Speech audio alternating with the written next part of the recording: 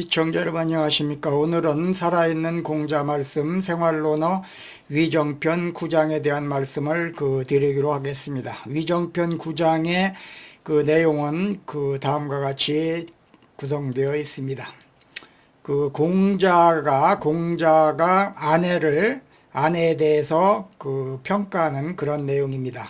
공자가 말했다. 내가 아내와 하루 종일 이야기했는데 거부하지 않아 어리석은 줄 알았다. 그가 물러나서 개인적으로 행동하는 것을 보니 내가 말한 것을 잘 실천하고 있었다. 아내는 어리석은 사람이 아니었다. 이런 내용인 것입니다. 그래서 이 내용은 아내를 보고서 아내에 대해서 공자가 평가한 그런 내용이 되겠습니다. 아내는 공자가 가장 좋아하는 제자입니다. 아내는 배운 것을 수동적으로 받아들이지 않았습니다. 스스로 깊이 생각하고 자기 것으로 끊임없이 만들려고 했던 그러한 제자입니다. 아내는 단순히 공자가 말하는 것을 듣는 것에 그치지 않았습니다. 그걸 하나하나 다 듣고서 배운 것을 갖다가 실생활에 실천함으로써 배움을 완성했던 그러한 제자가 되겠습니다. 그래서 공자는 아내를 가장 사랑하는 그러한 제자로 생각했던 것입니다. 아내를 굉장히 아꼈습니다. 논어에는 아내에 대한 그러한 내용들이 많이 나오고 있습니다. 앞으로 아내에 대한 내용을 많이 소개할 것입니다. 그래서 공자는 아내와 하루 종일 이야기를 나누고 이렇게 했습니다마는 자신의 생각을 말하지 않고 그냥 가만히 있었습니다. 입만 꼭 다물고 있었습니다. 스승이 말하는 것을 그냥 듣고만 있었습니다. 그런데 처음에는 그렇게 하니까 공자가 이놈 저 어리석은 놈이네. 내가 말하는데 질문 듣고 아무것도 반응도 없네 해가지고 좀 실망했습니다. 그런데 아내가 집에 가서 생활하는 것을 보니까 공자 자신이 말한 것을 전부 다 실생활에 실천하고 있었다 이런 얘기입니다. 그래서 공자가 깨닫기를 저놈은 어리석은 놈이 아니구나, 참 똑똑한 놈이구나 라고 하는 그런 내용을 이야기하고 있는 내용입니다. 그래서 저는 이 위정편 9장의 제목을 말보다 실천이 중요하다라고 하는 말로 제목을 붙였습니다.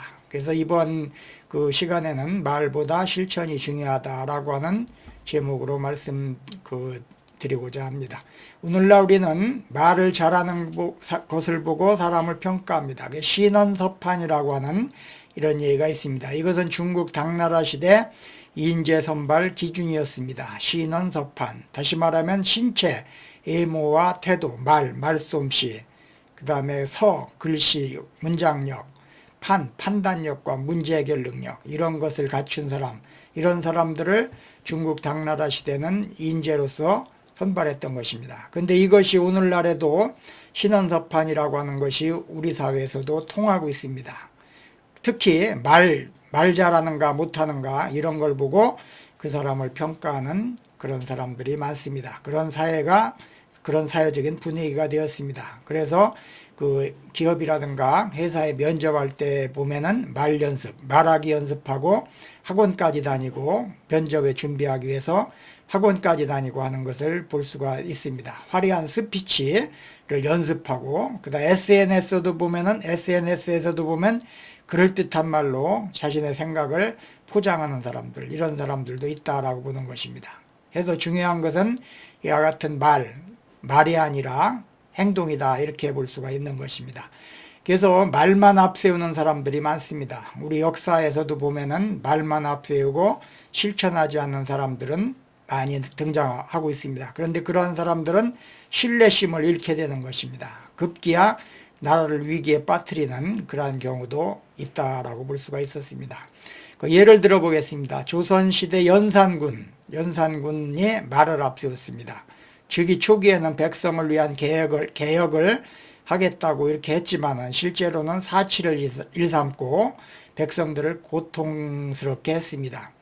연산군의 말과 행동이 다르다는 것을 알게 된 신하들은 결국 반정을 일으켰습니다. 그래서 그를 폐위시켰습니다.